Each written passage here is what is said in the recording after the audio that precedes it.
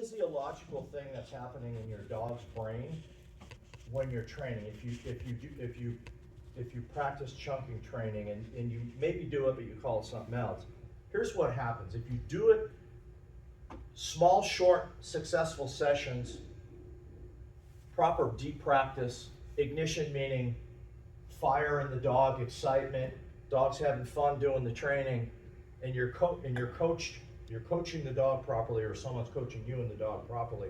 What happens is, in the dog's brain, is anybody in here heard of the chemical myelin? Anybody know that term, myelin? Good. So myelin is a protein that's developed in your dog's brain. When you do these three things, it develops myelin, and a myelin is a gelatin wrap that wraps the synapses, the neurons in your dog's brain. Same thing with humans. It's in any species, we all have myelin, right, if we have a brain.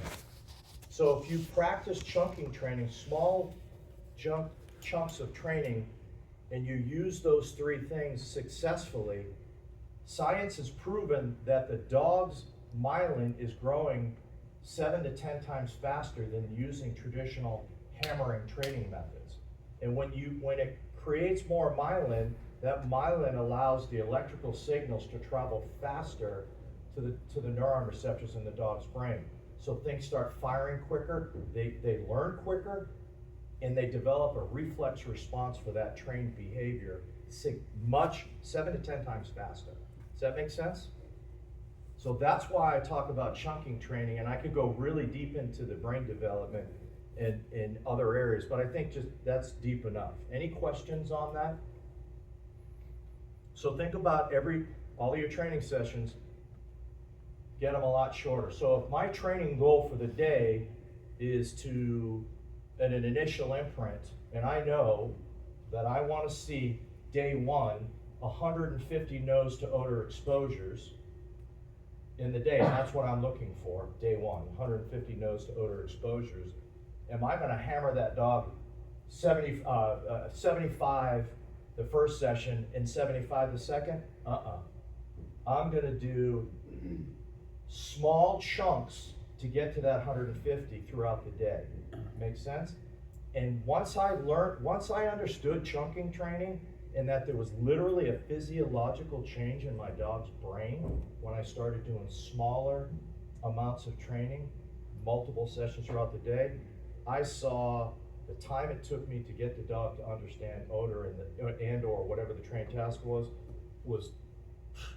they were learning 10 times faster. How many ways can a dog process odor? 2. Does everybody in here know what the Jacobson's gland is? Is there anybody that doesn't know what the Jacobson's gland is? Don't be embarrassed. Okay. Thank you for being brave and saying me. So a dog can process odor through their primary olfaction, their nose. We all understand that, right? But guess where else they can process odor? In the roof of their mouth is their Jacobson's gland. There are scent receptors in the dog's mouth. Why is that important to know that? Anybody in here know why that could be important from an initial imprint perspective, from a maintenance training perspective, and from an operational perspective? This is critical for you guys to understand this. Would we all agree that dogs are lazy, lying, cheating bastards and bitches, pardon my language, and they will cut every corner possible to get to their reward as fast as possible? Do we all agree on that? I've never taught a class where somebody disagreed with that. So in our initial imprint, and I'm going to hammer this, what do we typically, and I'm not going to ask anybody, I'll pick on myself. My initial training was, for explosives, it's black powder or double base smokeless powder. For those of you bomb guys that don't, everybody know what makes double base? And for my narc guys, when I was doing my narc dogs, it was weed. It was always weed. We always picked the stinkiest odor possible. We used a lot of odor, right? But now that you understand that a dog can process odor through their mouth, and we've all agreed that they can cut every corner, they will cut every corner possible to get to their ball as fast as possible. Do you think we're reinforcing good sniffing behavior by starting with a stinky odor and a lot of it? They're successful at processing odor through their mouth. They already know that coming out of their mother, and you're reinforcing it in your initial imprint. Because you don't understand the dog can process odor through their Jacobson's gland. Or you know they can, but you're not really thinking about it. Everything I do in my training program will affect the initial imprint, the maintenance training, and the operational deployment. Make sense? What do dogs do under stress? They resort back to their lowest level of training, their foundational level of training, and or their genetics. What do you think dogs do? And you've all seen it when they get physically stressed, mentally stressed. Do you see them shutting their mouth and sniffing deep, deep out of their nose? Or do you see them more mouth breathing and trying to process odor through their mouth, right? And if you've allowed that from your initial imprint, you reinforce that, are you getting the highest level of performance out of your dog? Because the danger of them processing going to their mouth versus shutting their mouth and using their nose is, when a dog inhales, those odor molecules are trapped in little hairs. It's called the cilia. Those hairs are covered with mucus. Same thing in their Jacobson's gland. So think of the filter in the Jacobson's gland maybe has 1,000 hairs in it, right? The filter in their nose has millions of scent receptors. So those little odor molecules are got a hell of a lot better chance of getting caught and processed in their brain using their nose than their mouth, right? That's the importance of understanding that. Any questions? I'm going to talk about some definitions that I think are important to understand in context of detection, regardless of your trained target odor. Proprioception. Is there everybody in here familiar with this term, proprioception? So a dog knows exactly what position they're in when something is positively or negatively marked, and I mean exactly what position they're in. Why is that important for us as detection handlers, trainers, and instructors to really grasp that proprioception, that definition? Again, how does that affect me in my initial imprinting? How does that affect me in my maintenance training? How does proprioception going to affect me in my operational deployment? So for me, stimulus equals response equals reward is a key thing that we need our dogs to learn for our target odor. Stimulus is your target odor. The response is, and that's up to you and your program. It could be a sit and focus. It could just be a sit and say, hey idiot, it's right there. Hey idiot, it's right there. It doesn't matter. But the dog has to know stimulus, odor equals my response at source equals reward, right? That's critical. So now, and I see this constantly,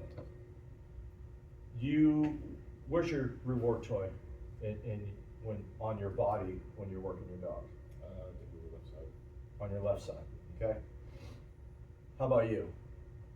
Same left side. Left side? Left pocket. Okay, because you guys are righties, right? Shooting with the right. Right. Anybody put it on their right? Okay, me too. So, my dog knows here's source, he sits. My body position isn't right, or the environment doesn't allow it. I reach for my toy, his ass hovers a teeny bit, and I reward that. What am I undoing? Because I don't understand what proprioception is. I don't understand that there are neuron receptors in my dog's body, and that helps him learn. He knows body position, so body position equals reward. So instead of stimulus equals ass on the ground equals reward, it becomes stimulus equals ass on the ground, ass bounces off the ground equals reward. And if you don't understand proprioception, that shit gets worse and worse and worse and worse, and they end up bam, bam, and they get up and start coming to you, and you continue to reward that. You're undoing stimulus equals response equals reward because you don't understand proprioception. You don't understand the science and biology of the dog. Any questions?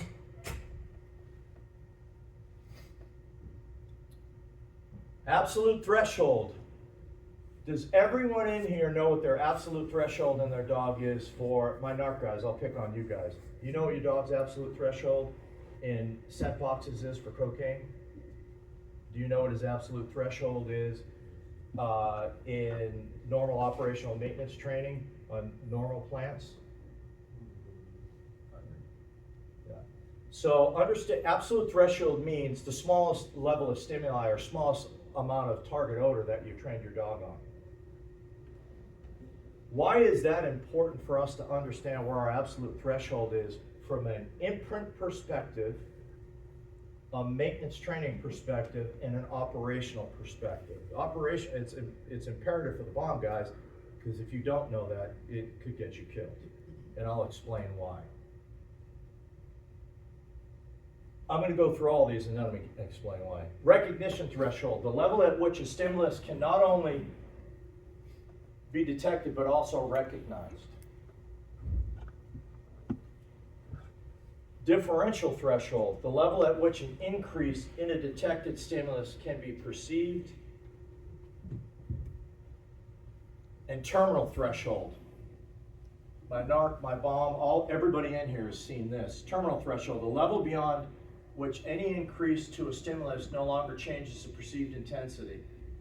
We all see that in large hides, right? We've seen it a million times, especially the bomb folks. So understanding those threshold terminologies and applying that to your imprint, maintenance training, and operational deployment could save your life. So you need to know where each one, where your absolute threshold is with your dog in all three of those areas, where your recognition threshold is, your differential threshold, and your terminal threshold. And you can learn that in your training program, and where this is going to bite you is, I see it a lot with the NARC and the bomb. We work for a municipality or we work within a federal, state, local program, and they don't allow you to manipulate your training aids because it's broken up in weight and you can't mess with it. That's what your administration has told you. Well, I'm going to teach you how to do that and still stay within your administration's policy as we get a little bit deeper. But you end up calibrating your dog into a certain threshold range. Only this much pays. Never does this much pay. So if you're locking your dog into a threshold of, I don't know, what are your kits at? Do you have different levels of each drug? Okay, I'll pick on the bomb guys. A lot of programs, they'll give them a block of M112 military grade green block C4. We've all seen it, non-bomb and bomb. But you're not allowed to manipulate that, right? So you got a 1 1/4. You got 1 1/4. What's that? Yeah. You guys are different. You're not allowed to manipulate that. So now you've got your dog locked into a 1.25 pound C4 range and a specific surface area also, and we're going to cover that stuff down the slides. But now I take that same block and I make a complex hide, and there's low surface area, and that weight has been manipulated because I understand organic and inorganic storage containment systems. And now it's the amount of odor available for your dog is this when he's used to alerting to this. What do you think your dog does when he hits a smaller amount? What do? They bracket to try to find this, right? And when they don't find it, what do? Because their absolute threshold is, or the recognition threshold is locked into this, they leave. And you're like, oh, it showed change of behavior, must have been novel odor, and we move on. So understand that all of your threshold levels in your training program is very important. Now some fun stuff. Vapor pressure. Is everybody in here familiar with this term, vapor pressure?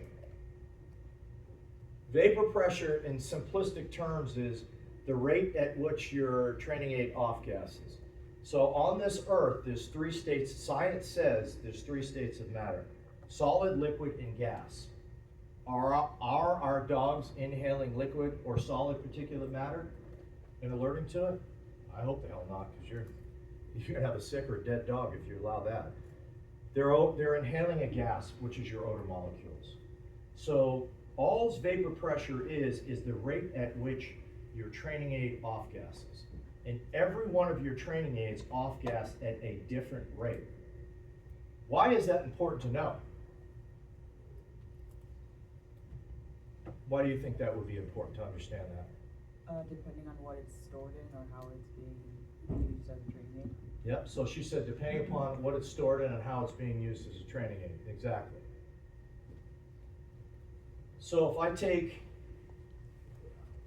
next one, and I'll get into this in a minute, this slide in a minute. Understanding which is your lowest vapor pressure narcotic all the way to your highest, and what your lowest vapor pressure explosive is all the way to the highest. And I'll give you an example for explosives with initial imprinting. I used to start with the stinkiest stuff out there, nitroglycerin, or double base smokeless powder. That has nitroglycerin in it. Once I started to learn science, I used my dumb marine brain, because I'm real basic, I'm a KISS, keep it simple, stupid guy. I said, why the hell am I making it this easy for my dog? I now imprint on the lowest vapor pressure high explosive first. Actually, I go one low, I go potassium nitrate first. And then I go to the lowest vapor pressure odor. I want my dog, and now I'm gonna start linking some of these terms that I've already talked about together so you can start to see how my brain works and how my program works. We understand how many ways can a dog process odor, right? I'm manipulating the ability of my dog to process odor through his Jacobson's gland by utilizing potassium nitrate and or RDX, which is the lowest vapor pressure high explosive odor, right? Or actually it's HMX, but HMX is one oxygen molecule different than RDX, so it's almost virtually the same to the dog. I use 5 grams. 5 grams of the lowest vapor pressure odor, and I don't let it sit for a long time so it off gases and reaches headspace saturation. My dog has to shut his mouth and breathe deep in and out of his nose, his or her nose, to be successful when I do that. So now what am I reinforcing? I'm forcing the dog to shut his mouth, use his nose on the lowest vapor pressure odor, and I'm rewarding that and reinforcing that. So what am I creating? A better sniffing behavior, right? So I'm using science and understanding of odor and science of how a dog is made, or biology, and I'm putting all that together in my imprint process. I also do the same thing in my maintenance. That transitions into my maintenance training process. And then for operational, I'll give you an example. I wasn't just a trainer and program manager, I was operating with a dog. I did 14 combat deployments with my dog all over the not nice places. We had an Iranian bomb maker that was just tearing our ass up with IEDs, and it was potassium chloride and sugar, and we knew that. That was his flavor, because we had pretty much shut down everything else that he could get his hands on.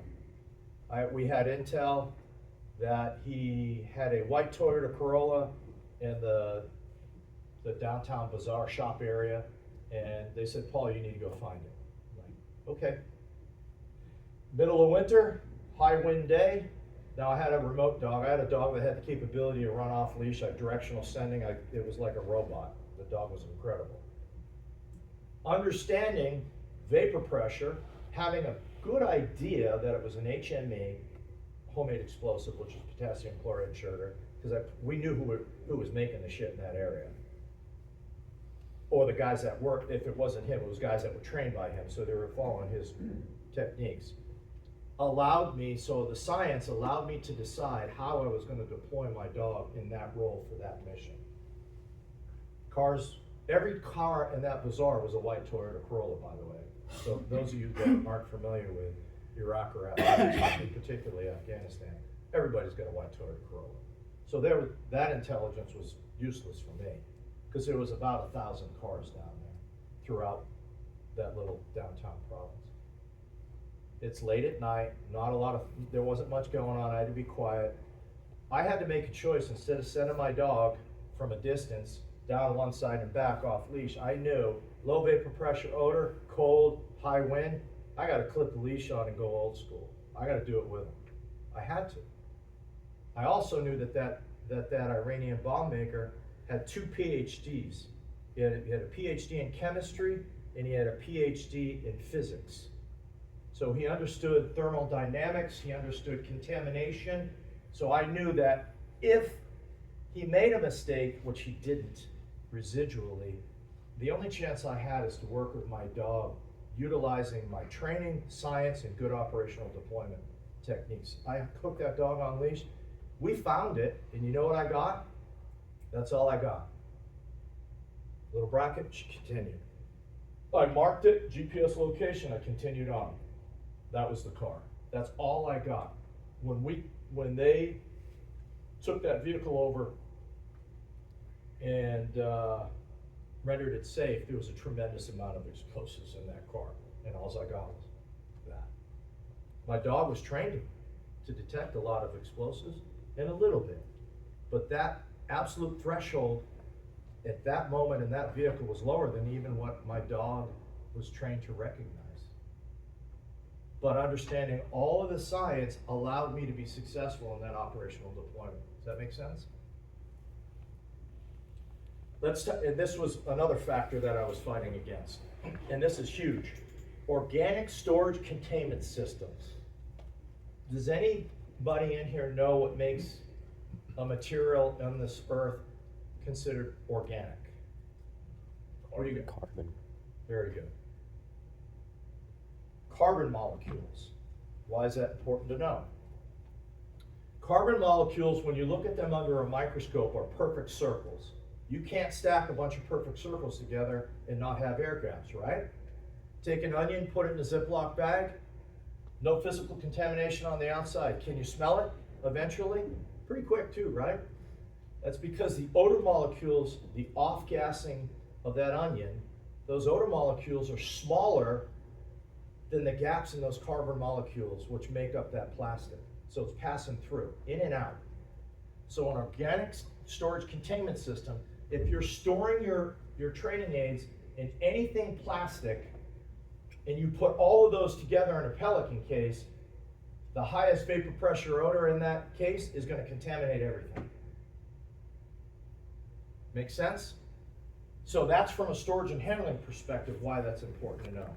From an imprint perspective, if you're taking your training aids that are in a glass mason's jar and you're taking the lid off of your mason jar, in a good sized mason jar, right? Normal size ones, and you're sticking inside of your scent box, I take the cap off of my RDX, I set the jar in there, dog can't tip it over because I got a thing in there, they can't tip it over, it's not gonna spill.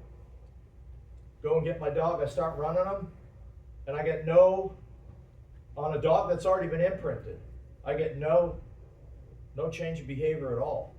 Why? Because the odors in an organic storage containment system, it's the lowest vapor pressure odor there is. It has not reached headspace saturation in the glass jar, and I'll get into that in a minute. So basically, it needs to off-gas, fill that jar, flow out of that jar, fill that box high enough so that there's a scent cone or available odor molecules for your dog to sniff it. Is that a bad dog, or is that my bad as a trainer for not understanding this science? Right? So from a maintenance training or an imprint perspective, that could bite you in the ass if you don't know this stuff.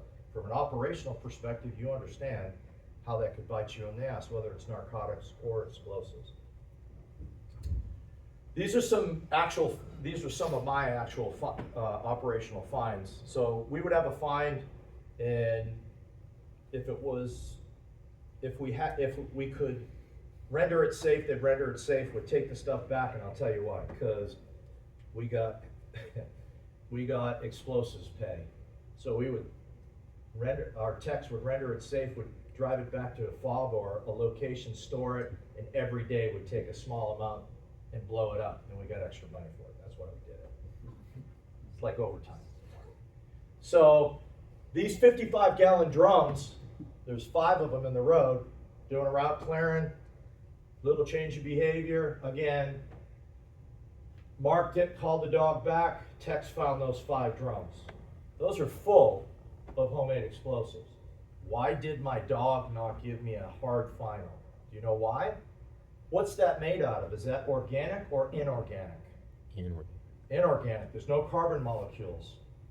There's no way for odor to pass out of those drums. The only place that odor could get out of those drums were the small drill holes where they had the blasting caps in those drums. So, and those drums were buried. You can see they're covered in dirt. Well, you can't really see it. They're dusty. But they were buried a good distance. So I knew I'm doing a route clearing. More than likely, shit's going to be buried. It could be organic or inorganic. So, and I know the science. I wasn't expecting my dog to give me a hard trained final response because I understand the science. Now, these plastic cooking oil drums, you see, we cut the tape off of some of them we just left. My dog slammed those, no problem. And that was a more complex hide than the metal. But because that's organic and had been sitting long enough, it allowed enough odor to be there for my dog to detect. Inorganic, we already talked about it, means there's no carbon molecules, odor's not getting out or in. Just some different configurations of things that metal pot right there was at a checkpoint, a border control, BCP on the Paki-Afghani border. We rolled up, no guards there. They had kidnapped them, they were gone.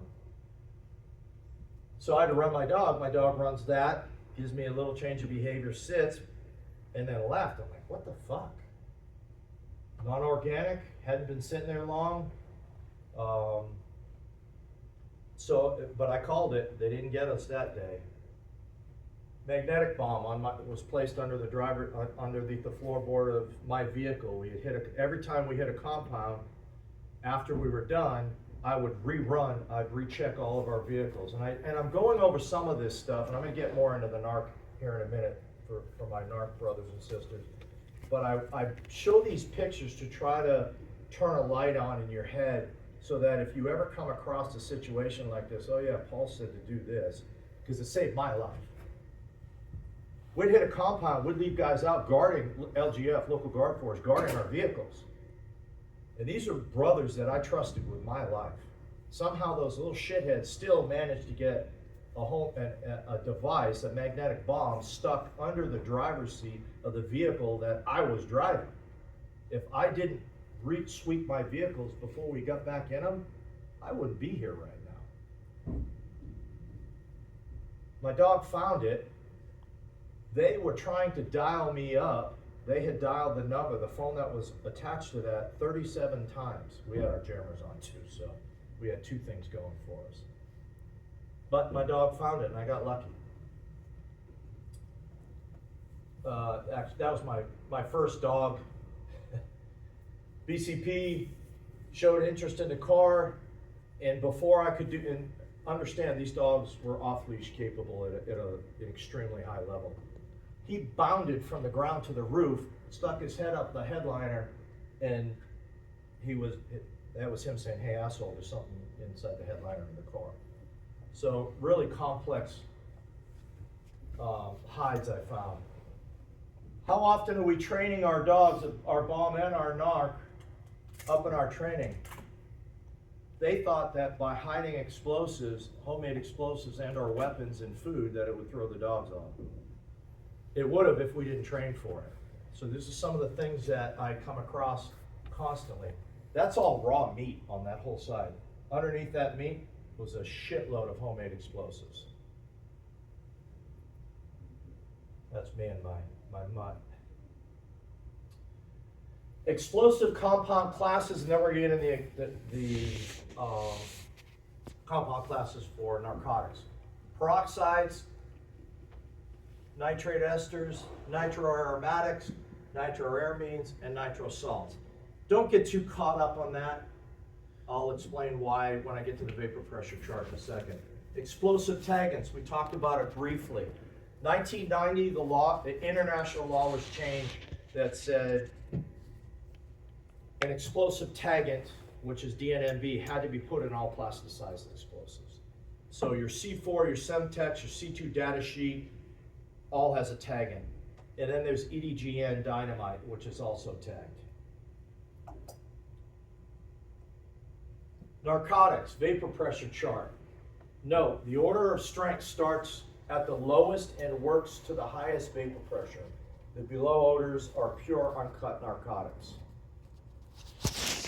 Your lowest vapor pressure odor is acid, and then fentanyl, and then to heroin, cocaine, PCP, methamphetamines, MDMA, and marijuana is your highest vapor pressure odor.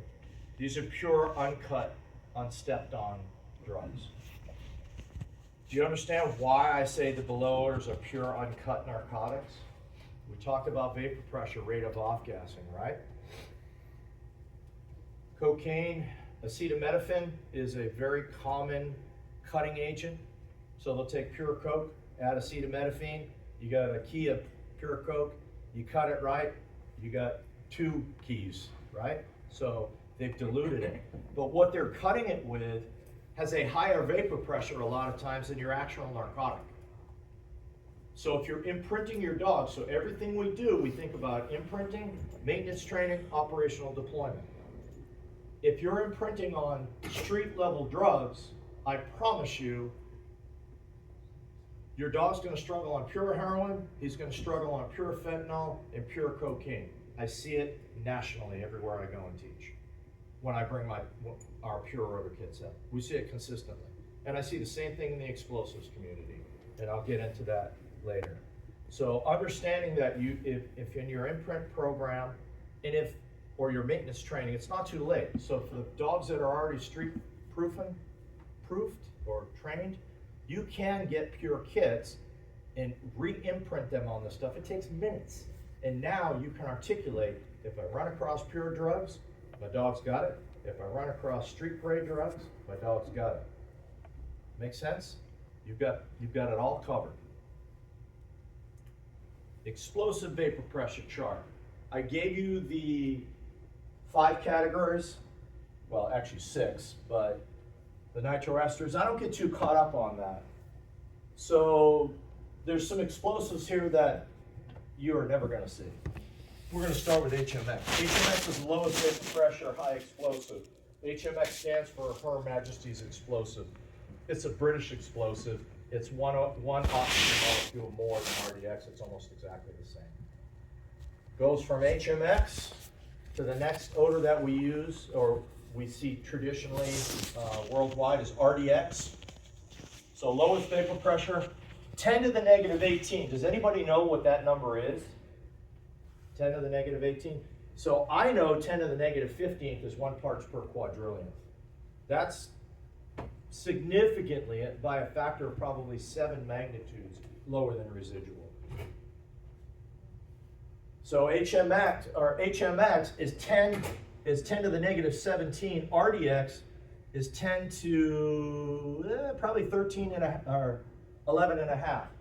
So we have tens, thousands, hundreds. Do you understand where I'm going with this? That's how slow that off gas is. RDX, and then it goes for us, PETN, TNT flake, ammonium nitrate, nitroglycerin, then we get into our taggants. So remember I said this EDGN is a taggant? Look at the vapor pressure on it. Huge, huge. So it's off-gassing super fast. I want you to think about vapor pressure like a drippy faucet, right? So I'm gonna go back to the NARC guys. I got pure acid, lab-grade acid. If that's a faucet dripping, let's say I get a drip rate of 1 every 4 minutes.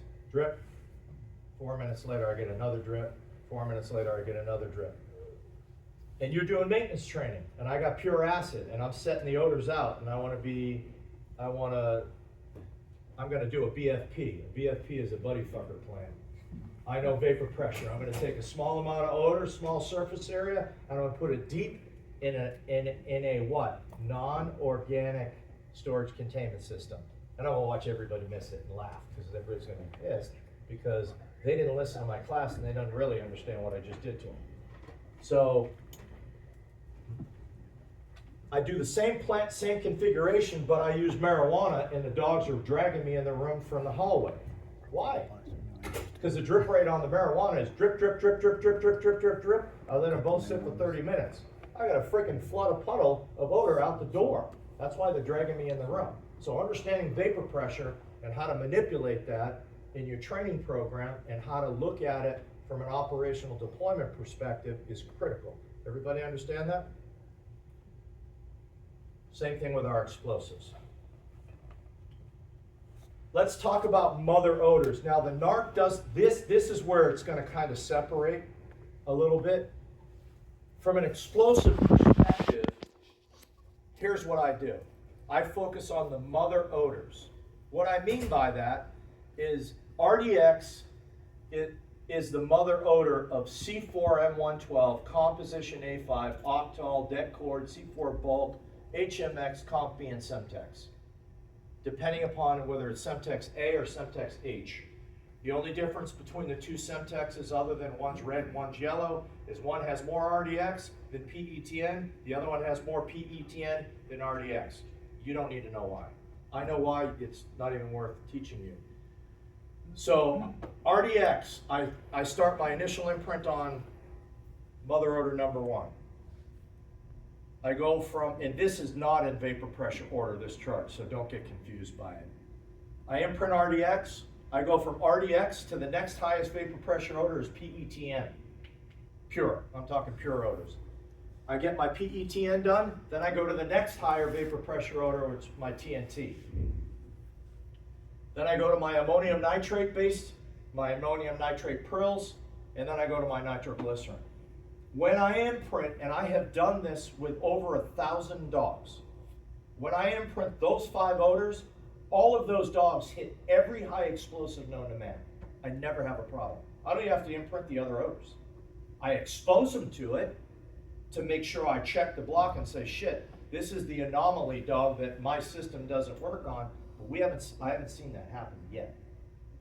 And there's other, and I won't call them out, but there's other trainers in here that are running some pretty high level tier 1 programs that are doing exactly, I recommended to them, they're doing the exact same thing and they're seeing the same results, okay?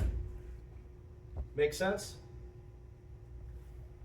So, understand something, the whole premise of my program is science-based.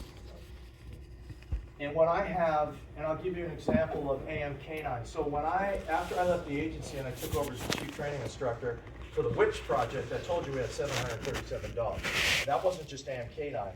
Aegis brought their dogs to us and a bunch of other companies did. So I had to train all their dogs too. At any given time, I had at least 150 dogs in green dogs in training from imprint, different levels. I'd have 60 to 100 dogs home on vacation. Their handlers on vacation. They're in our kennels and we're having to maintain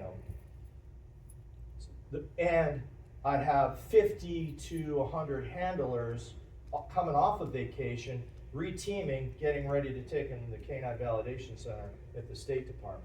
So I had to come up with very creative ways to be very efficient in my training, right? So now, I explained to you why I use this for my imprint. Now I'm squished with time, right? From a training perspective. I've got to run my dogs that are home on vacation for their maintenance program when their handlers are home with their families. I'm going to focus on those 5 mother odors. RDX, PETN, TNT flake, ammonium nitrate prills, and nitroglycerin. That's my focus. That maintenance training team's focus is those 5 odors. And then the 4 other mother target odors: potassium chlorate, potassium nitrate, double base smokeless powder with DNT, and then double base smokeless powder with nitroglycerin. This is actually a misprint, I just noticed. I gotta correct this. That should say single base. So the bomb guys, do you know, single base is loaded with DNT, I'm not DNT. No, that is right. Wait, hold on a second. DNT is, so in TNT, the predominant 2 highest vapor pressure odors are DNT 2.4 and DNT 2.6. So new TNT flake or TNT is off-gassing a tremendous amount of DNT 2,4 and 2,6. That's what your dogs are imprinted on. As that TNT ages, the volatility, the VOC of the DNT 2,4, 2,6 is so great, it off-gasses and dissipates and it becomes pure TNT, which is a different odor to a dog. So any of you bomb guys that are having issues, or you're good on your TNT, and I see this with a lot of the federal programs with a higher budget where they're rotating their odors out properly, their dogs smash new TNT, then they come and train with Mobile Police Department with me out in Mobile Bay, Alabama, and they can't find their TNT because they ain't replaced their TNT since Carter was a president. So it's a totally different odor to the dog. So that's why I added that slide in there. But single base, you have nitrocellulose and nitroglycerin base. So nitrocellulose is a single base powder, nitroglycerin is a double base powder. So really, it's 9 odors. So from a maintenance training perspective, when I'm crunched for time, I focus on the 9 mother odors. And I'll hit everything known to man with the exception of some exotic homemade explosives. Go ahead. Oh, I got a question real quick on that. In your opinion, how often do you change out your explosives? Do you, Good question. His question was, in my opinion, how often do I change my explosives out? What did I say the premise of every program should be? Everything we do, we need to think about how does it affect our initial imprinting, how does it affect our maintenance training program, and how does it affect our operational deployment, right? So if I'm in a program with a high budget and I'm rotating my odors constantly, so my dogs are all on fresh odors, how does that affect my imprinting? I think rotating them out is good for that, so I don't have any issues there. Because I know if you imprint on pure, they're gonna find contaminated, I promise you. How does it affect my maintenance training? I don't have a problem there. How's it gonna affect me operationally? that's my point. Yeah, Like, so that's, but, I mean, obviously before they come stable, to where it's gonna be. right, But safety is a factor. overseas, they're gonna be dirty. Yeah, so to answer your question is, you better cover it all. Keep your shit pure and keep a contaminated kit, a realistic contaminated kit. Okay. You've covered both bases. Gotcha. We're talking about looking for bombs, there's no room for mistakes. And I train my narcotics teams, or the programs that I help, I hold them to the same standard. Cover both bases. Guys, imprint on the pure shit and imprint and train on pure and street level. To, Go to ahead. clarify sort of what he's asking, when you're saying, pure versus, is there I know it's probably not, it all depends on storage and stuff like that, but yeah, like, at what point is it considered contaminated or old? Good question. What do we talk about, what makes a good storage containment system, organic or inorganic? Inorganic. Okay. How are you handling your narcotics, or are you a narcobomb? It's both. Okay. Depends upon your odor. So all of your odors eventually oxidize if they're sitting out in the environment for too long. What I do with my odors, my pure kits, is I get a brand new kit. I run the dogs. I'm very anal about storage and handling. Extremely anal. I'm putting probes, controls, and distractors out in all of my training, in my initial imprint, my maintenance, and my maintenance training. You're gonna get contaminants on your explosives. There's no way you can prevent it, but you can mitigate a lot of it. Barrier paper, rotate different barrier papers. That barrier paper now becomes a control that needs to be put out in your training to teach a dog that that barrier paper has no value. But what I do, the last step I do before I put my aids out is, if I can, and I make sure I make it a pattern of at least twice a week, I take whatever odors I've used that week and I let them sit out in the sun for about 15 to 30 minutes. UV light will pretty much sterilize almost anything. Use UV light. from a chemical perspective or a contamination of my training area perspective, 70% isopropyl alcohol is the key for sterilizing our training areas. After I let my odors off gas, whatever environmental contamination they may have had when I do a proper plant, I put it back in the glass jar with a lid on it. It's sealed. I isopropyl alcohol that whole jar. So that if there was any chance of contact contamination, or when I pull the lid off, because headspace saturation, which we're gonna get into in a minute, has occurred in that container, you crack that lid, there are odor molecules on the outside of the jar, whether you realize it or not. So I sterilize even my NARC and bomb, I do the same thing. 70% isopropyl alcohol. Only use 70, and here's why. 70% isopropyl alcohol, 70% alcohol, 30% water. You need that 30% water for that alcohol to be able to sit there long enough to sterilize everything. If you use 90% alcohol, it off-gasses so fast it wasn't there long enough to decon the training aids. So is there a scientific study that's been done to say you need to replace your TNT at this periodicity, your nitroglycerin at this periodicity? I'm not aware of that. I know that most people, what's your training budget? Replace your stuff annually? The last time it was replaced, after I have it all, it's probably 12 to 15 years old. Holy shit. Yeah, that's a problem. I- That's a problem, Just got bro. all new about a year ago. But keep that old shit, there's value I to have it that. all still. That's value to that. I mean, I would recommend rotating your odors once a year if you can. If you can. But I mean, how high usage are your odors? How often? So my programs, I can tell you how many times my TNT's been pulled. This week, this month, this quarter, over the last 4 years. Like Global Canine Protection Group, the company that I founded, we had our canine information management system was our training aid record system. But not only did it track training records, it tracked all of our inventory, it tracked everything. I could pull reports and see Dana and Canine Fluffy, how many times she hit TNT over the last 2 years if she had worked for me for 2 years.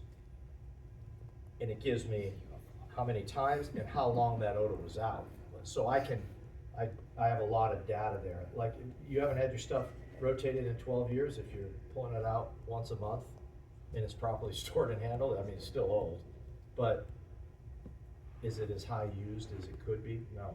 Because if you put your odor in a non-organic storage containment system and you mitigate headspace, which I haven't taught you yet, you're limiting the ability of that explosive or narcotics to off-gas and change and become bad, basically. So you can counteract it with proper storage, but I don't have an answer for it. Anybody in here, can anybody answer that? Dana, can anybody answer that question? Is there something written, or have you guys been taught something that says your explosives need to be rotated out at this periodicity and your narcotics need to be rotated out in a specific periodicity? Because I'm not aware of that. Regular military is every year. No, that I know, that's where I got I said I would recommend a year, but I didn't know if there's any studies or anything done.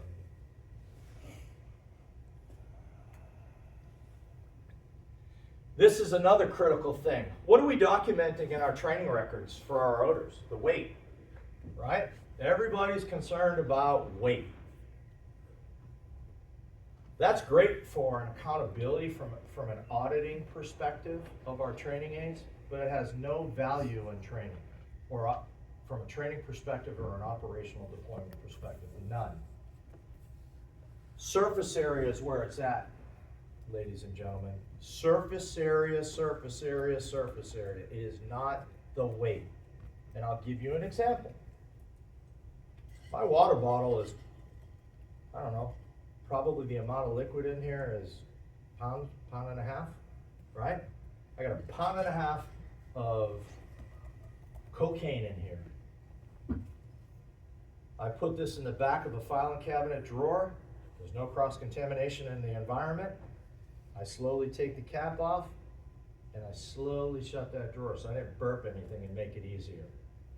I let it sit for, I don't know, 30 minutes, we run the dogs, and maybe 1 or 2 dogs hits it because he sucked the shit out of the seam, but he had to work really hard for it.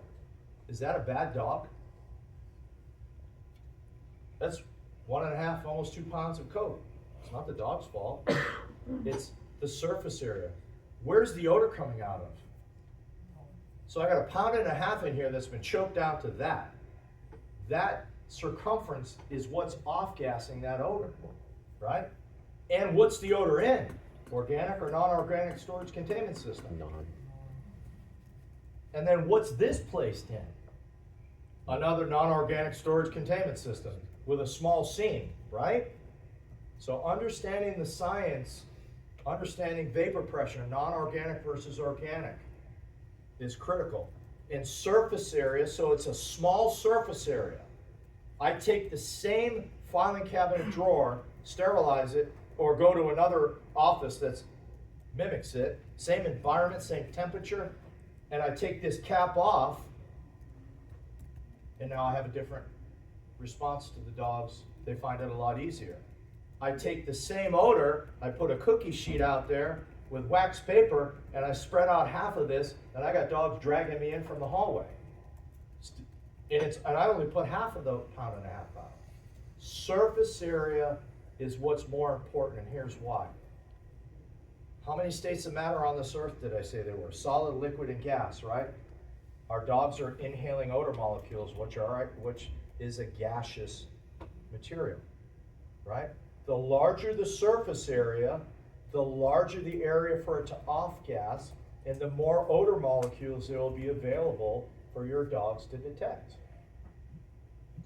So I can take my training aids, my M112C4 that I can't cut, I'm not allowed to manipulate, or my cocaine that's been packaged in a kilo, and I can manipulate the surface area of that training aid, manipulate the set time, and manipulate organic or inorganic storage containment systems, and I can make that key I can make it undetectable because I understand how to do that. And I think now everybody in here is starting to see that. Does that not help you from an initial imprint perspective, a maintenance training perspective, and now help you maybe decide how you may or may not deploy your dog, or your butt's on the stand for a highway interdiction fine and you're being challenged as to how the hell did your dog find a key that was welded in the frame of the car? Prove on your training records how you did that, and you get asked, how's that possible for your dog to find a key of Coke that had plastic wrapping, grease, coffee, plastic wrapping? You can say, well, the containment system was an organic containment system. And because it's an organic containment system, it has carbon molecules. Carbon molecules are perfect circles under a microscope. You cannot stack perfect circles together and not have air gaps. The odor molecules on that cocaine that were off-gassing from it, the odor molecules are significantly smaller than the holes in the carbon molecule makeup of that material, and that is what allowed those odor molecules to come out of that packaging. Okay, so it helps you from a training perspective, can help you from an operational perspective. Any questions on surface area versus weight? We all understand why that's important.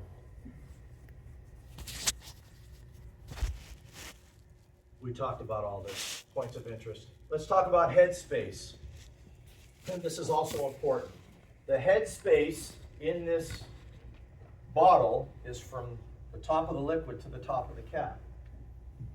Let's picture this as being Coca-Cola and picture it completely full. A 2-liter bottle of Coke. I crack the top, pour Nick and I a glass, nice fresh Coke.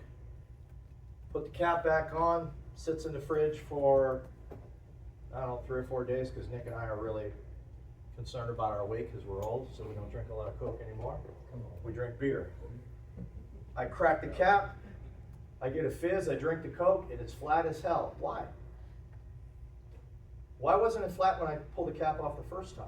There's more space. Off gas. There was no head space when it was full. There was nowhere for it to off gas into the bottle because it was full of liquid, right? Once there's once you create air, so if this is an explosive or narcotics, it's gonna off-gas and fill this container with odor molecules. So if there's no headspace, why is that important from a training perspective? My bomb guy's luggage. I can take a normal luggage bag, carry-on bag, and put the highest vapor pressure explosive in there and pack the shit out of that with normal commodities that you would see in a normal bag and make it very, very, very difficult for a dog to detect that wasn't trained properly for that didn't have a low enough absolute threshold. Why? That odor is gonna off-gas, right? Where are the odor molecules going? It's one thing to fill an air gap, the headspace, and then have it leak out. It's another to create almost no headspace with material that's absorbent, that it's gonna take forever to leach through all that stuff. So I can manipulate things understanding headspace. So if you're making plants with not a lot of headspace, or if you make a plant with a tremendous amount of headspace in a non-organic storage containment system, you better increase your set time. Or operationally, you better recognize that from a bomb perspective. Headspace saturation.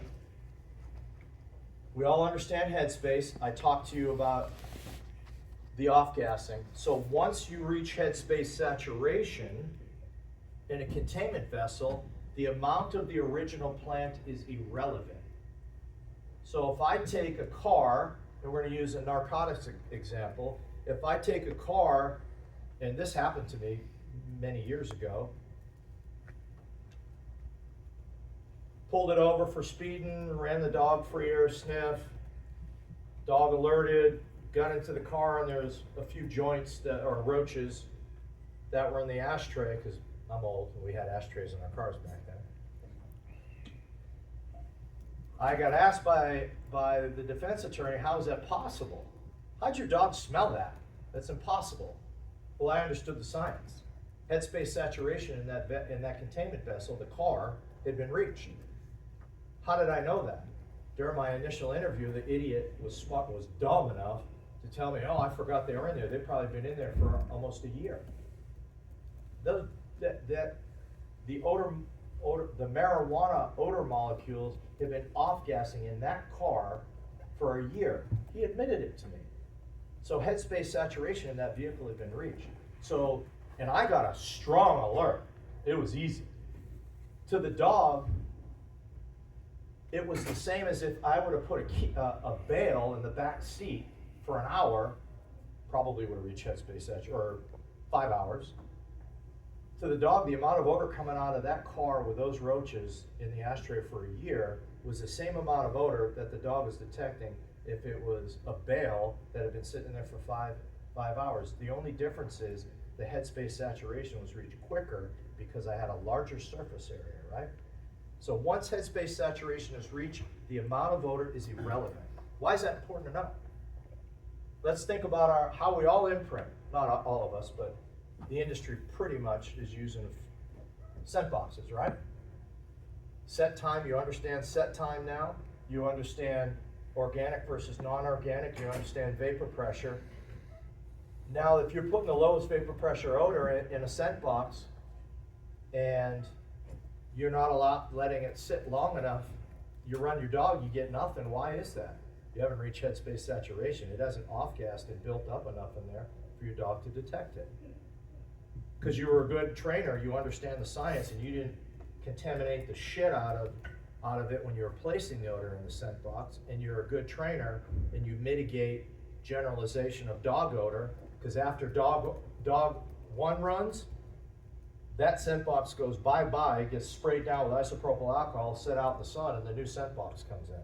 I don't allow my dogs to be successful initially in imprint phase, because I'm running a big program. I'm mitigating dog odor. I don't want that to be part of the picture at all initially. I add it in later as a probe. Because dogs come out of their mama knowing dog odor is productive, right?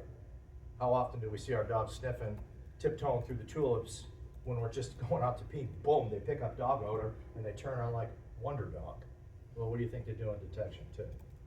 So I don't want my dog learning odor or thinking the only time I turn my nose on for bombs or narc is in the area of dog odor. And I promise you, if you don't do what I just said, you have trained your dog that. You've trained that in your dog. Any questions on headspace or headspace saturation?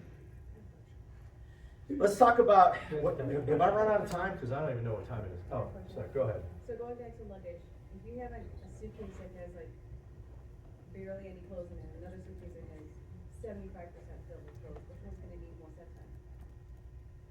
Depends upon the, Same odor, same odor? same odor. Well, you've got to reach headspace saturation, right?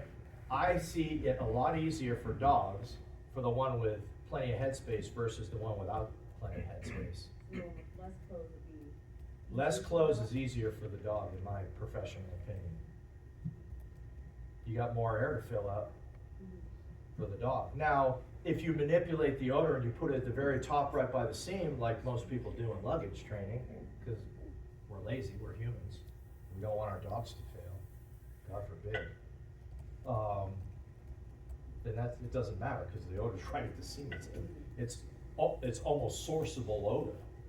So your headspace in that small space is this big, instead of at the bottom of the bag that's this deep and everything zipped up. Any other questions? Is there a specific percentage alcohol you're supposed to use in these boxes? 70%. 70% isopropyl. You can go to CVS, Walgreens, any of those pharmacist stores, they sell it in the spray bottle. That's what I do. Anybody disagree? Go ahead. We have 30 minutes, you asked. What's that? I said we have about 30 minutes, you asked. Oh, okay. Anybody disagree or not understand any of the stuff we've talked about? Because I'm here to learn too. There's a lot of brains in here. We got a lot of brain power in this room right now. Well, I don't disagree or anything. Yep. I just want to, bring that up, like the temperature plays a vital role in headspace saturation. Absolutely. Yes. Yeah, absolutely. His question or not question, comment, or his point was temperature does play a role in off-gassing headspace saturation. I'm gonna add that because I take that for granted. Thank you. Anything else? Might be getting ahead, but earlier when you were talking about, as far as storage and, for the explosives, something I never consider, I just use the jars that Omni sent with, but I've got, I can manipulate my stuff, so I've cut everything down, to small amounts. I've got a jar, this large, and I only have this much explosive in that. Is that something I should be going to a smaller container to help that last longer? Think about headspace saturation. So your surface area in that containment system is the same diameter here all the way through here, right? Mm-hmm. You cover the whole bottom of that, you have a cap on it, headspace saturation's been reached. That's quite a bit of odor available for a dog. You're talking, so, and thank you for bringing that up because I forgot to bring something up to you. We document weight on our training records. I highly, highly, highly recommend, because I use my training records as a tool from a program management perspective or a trainer management perspective. When I start to have a problem with a dog team or a dog, I'll tell my handler, well, I have access digitally. I go and look, I open my laptop or my iPad and I'll pull his training records. And I'll say, oh, I see why you and Fluffy can't find TNT, because you haven't put it out in 3 months, 5 months. So I look at that, I'll look at set times, and if you're only documenting weight, you're limiting your ability to troubleshoot. In the comment sections of my training records, and I highly suggest you guys start to incorporate this, I document surface area now.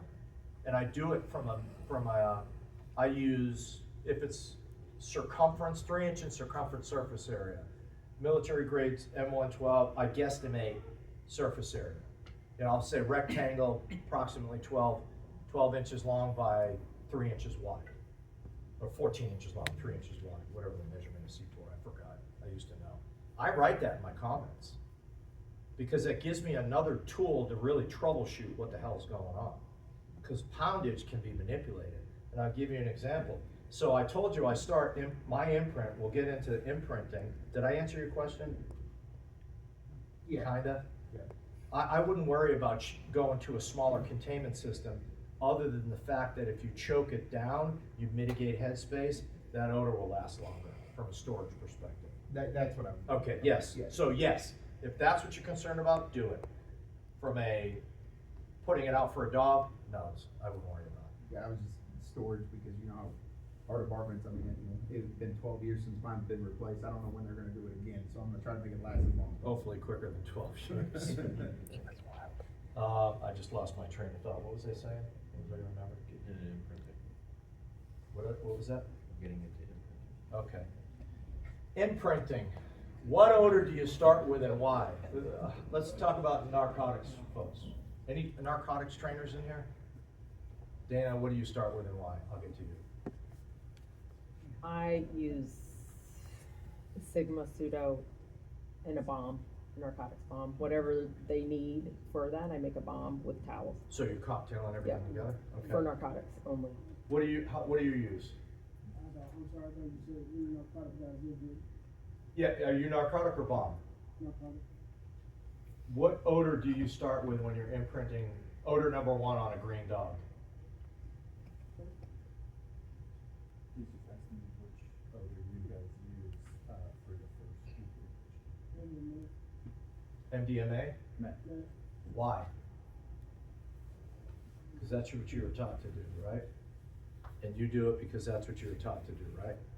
Or is there some? Well, I've been taught many ways, but that's the way that I found Okay, to be most successful. and that's fair. So I'm not here to tell anybody what they're doing is wrong, okay? I'm gonna tell you from a scientific perspective what I do and why. So what I do, and I like to get ideas of what my brothers and sisters in our industry are doing. And I'm not gonna say right, wrong, indifferent, I'm just gonna tell you what I do and why I do it. So from a narcotics perspective, let me get back there. I'll start with acid. Lab grade, not street grade, uncut. Why? It's the lowest vapor pressure narcotics, scientifically proven. Why do I do the lowest vapor pressure odor and I use a very small amount, but I manipulate the surface area of that, I spread it out in the training tin that I start with. Why do I start with the lowest vapor pressure odor? How many ways can a dog process odor? I go the lowest, work from the lowest to the highest. Because I've noticed over thousands of dogs, I'm creating better sniffing behavior by counteracting a large amount of odor with a large surface area and allowing a dog to be successful processing odor. I want them to shut their mouth and breathe deep in and out of their nose. A lot of our dogs are genetically predispositioned to do it. Not the percentage that I want to see. I got 300 dogs I got to train this year. Out of those 300, maybe half are deep sniffers. The other half, I teach that. And that's one of the ways that I teach it. I also know that I understand vapor pressure. So I know well, let's go to the explosives. That'll be more fun. I know the vapor pressure of HMX, which is the lowest vapor pressure high explosive that we see worldwide, is 10 to the negative 17. That's the lowest. The highest is 10 to the negative 1. So that's tenths, hundredths. So it's significantly stronger. So if I mix all of my high explosives together, and if we just say, that's a faucet dripping, it's off-gassing, right? So dripping, just picture it, visualize it that way. The drip rate on that is drip, every 4 minutes you get a drip. The drip rate on that is drip, drip, drip, drip, drip, drip, drip, drip, drip, drip, drip, drip, drip, drip, drip, and I put all my stuff together. Am I doing my dog a service by doing that? Is my dog learning the individual odors? And I'll give you another example.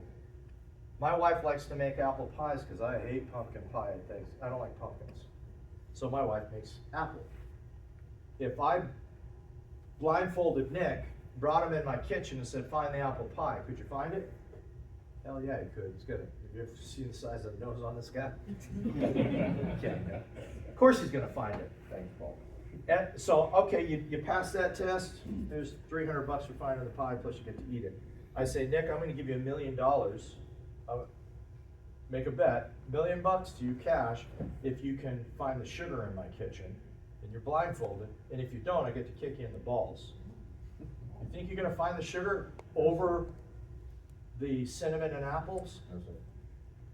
So, I was taught to cocktail.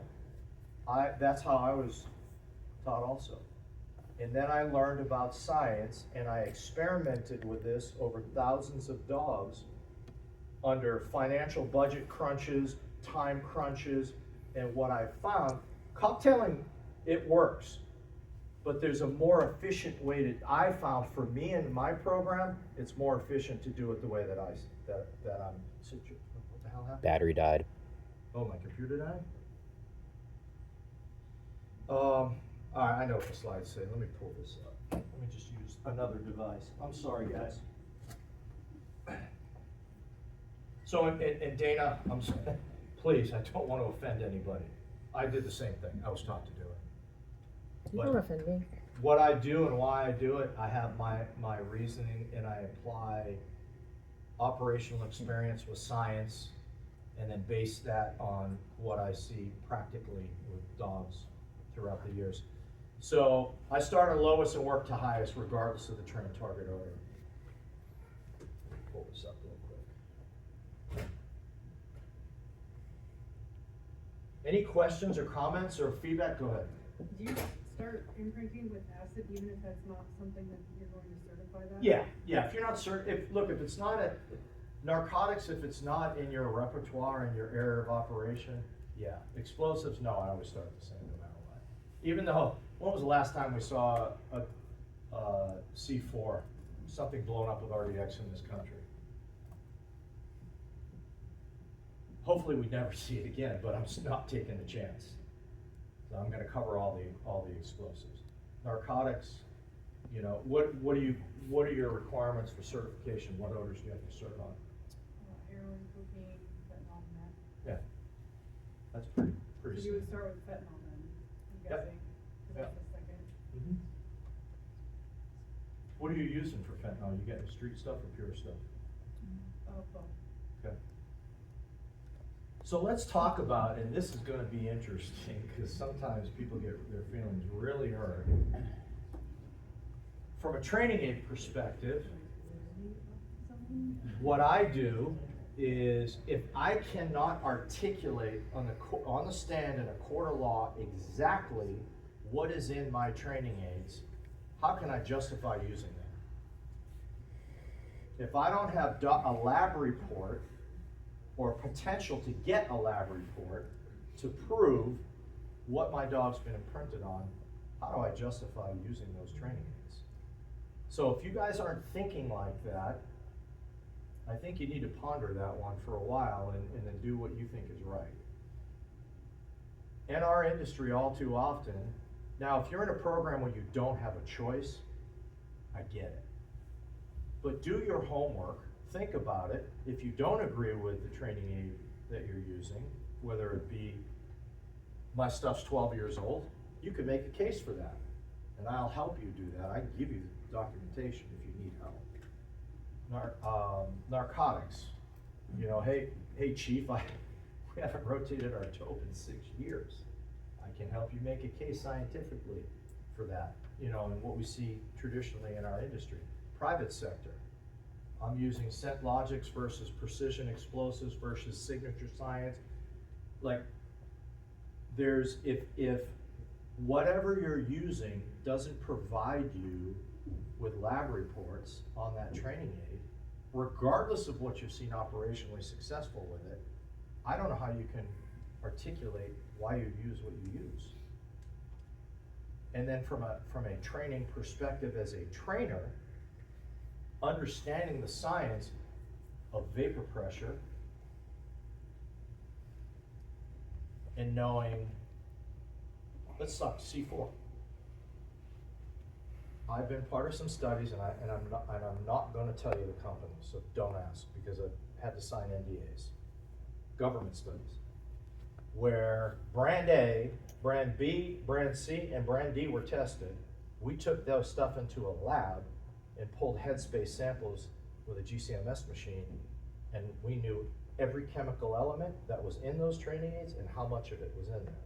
And what I saw with my own 2 eyes in the lab, and we also took those training aids with different groups of dogs and did testing and studies, and I saw good dogs that were properly trained had all different varying results.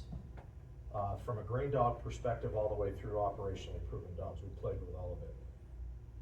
I saw one of the brands had, so in NC4, I talked about this earlier, cyclohexanone is parts per trillion. DNMB, the tag in C4, is parts per billions.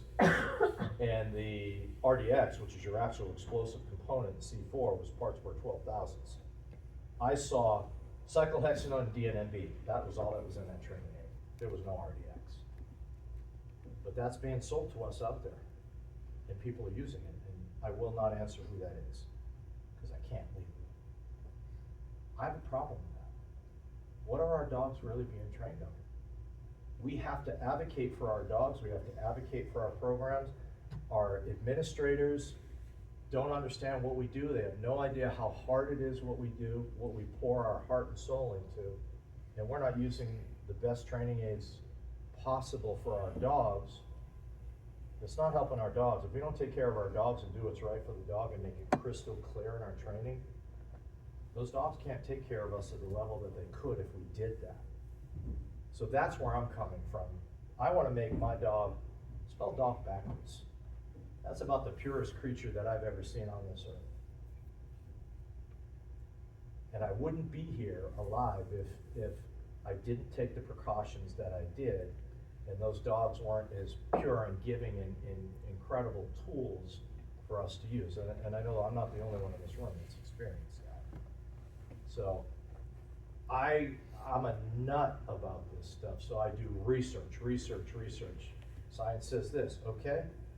I don't believe shit, prove it. And I apply that science to green dogs,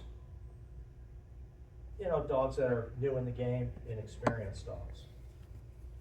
And then I take that and I apply it to a large program.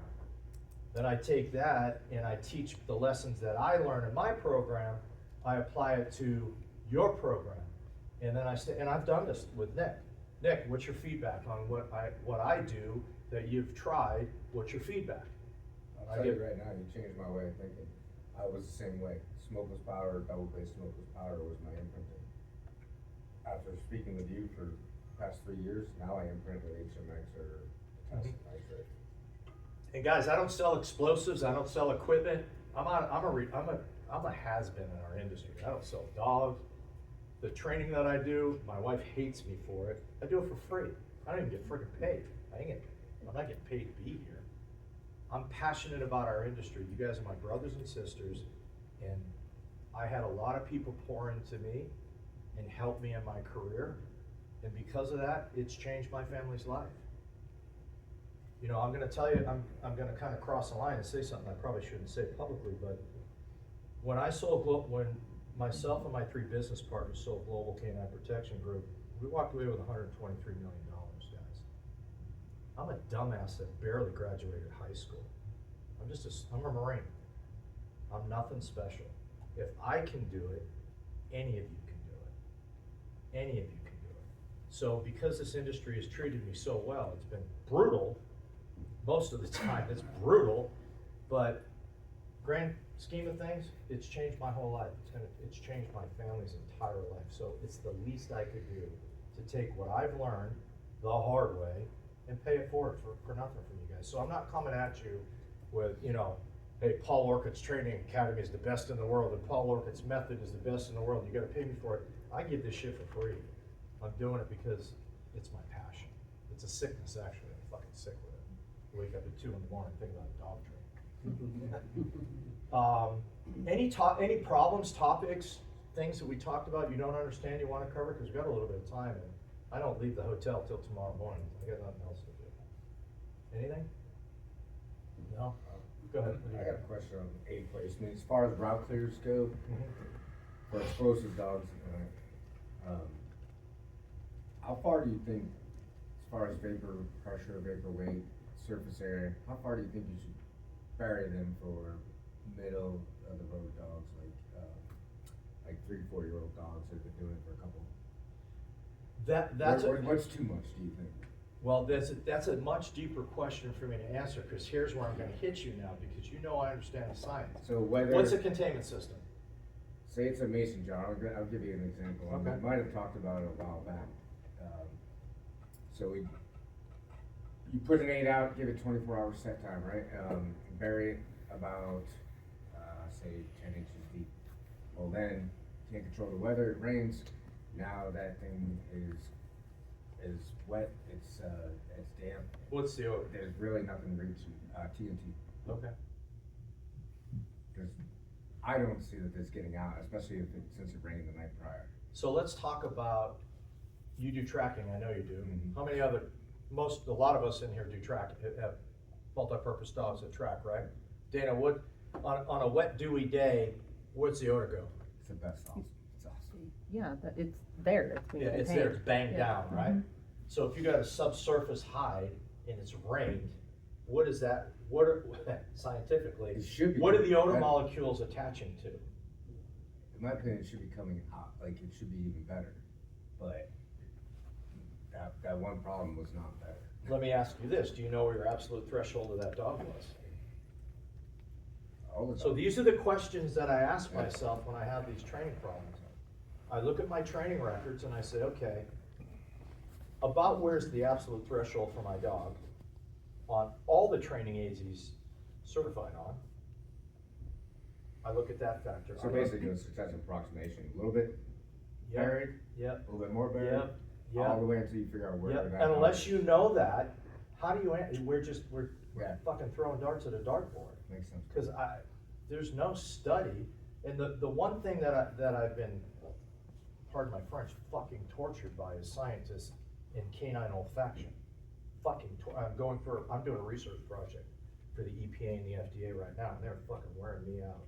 Because they don't answer any questions. They answer a question, well, what if, well, what about this variable, what about that variable? So it's kinda helped me as a trainer and change my thought process as how, with everything I do, how does it apply to imprinting, maintenance training, operational perspective? And now when I see operational problems or training problems, I start thinking about absolute thresholds, recognition threshold, terminal threshold, organic or inorganic storage containment systems, what's the odor, what's the vapor pressure of the odor. There's so many variables in everything we do this is why I harp on the science.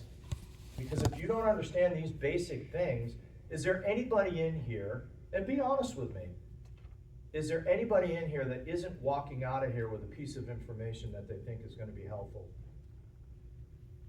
in their program? Or what they personally do with their dog? Did everybody in here learn something today? Don't bullshit me, because if you didn't, tell me, because I need to fix myself. So, you learn some stuff in here. What we do is so complex, and the variables can change in milliseconds. I can set this room up and be very careful how I exit the room, so positive and negative airflow in a room, right? Pressurized. I try to not change the airflow in the room too much when I exit. I let it sit up for 30 minutes. You know, somebody comes by the hallway and opens the door because they gotta come take the speaker system down, and it's completely changed a variable that I just carefully set up in the room. So our job as detection dog handlers and trainers it's unbelievably difficult, because the variables change so much constantly, we're not funded properly for this, half the shit that needs to be studied. Case in point, scientifically, how often should we rotate our rotors? Nobody fucking knows, cause there's never been a study funded for it, cause they don't give a shit. Now you'll see a little bit of my shitty passion with administrators and money when it comes to our industry. It's amazing what we have accomplished as detection dog trainers and handlers with as little support as we get. And education is the biggest problem that I see. Law enforcement and military, I was just blessed, I was in some crazily funded programs. You know, some of the things that I've done, I worked for Auburn University. I mean, I'm a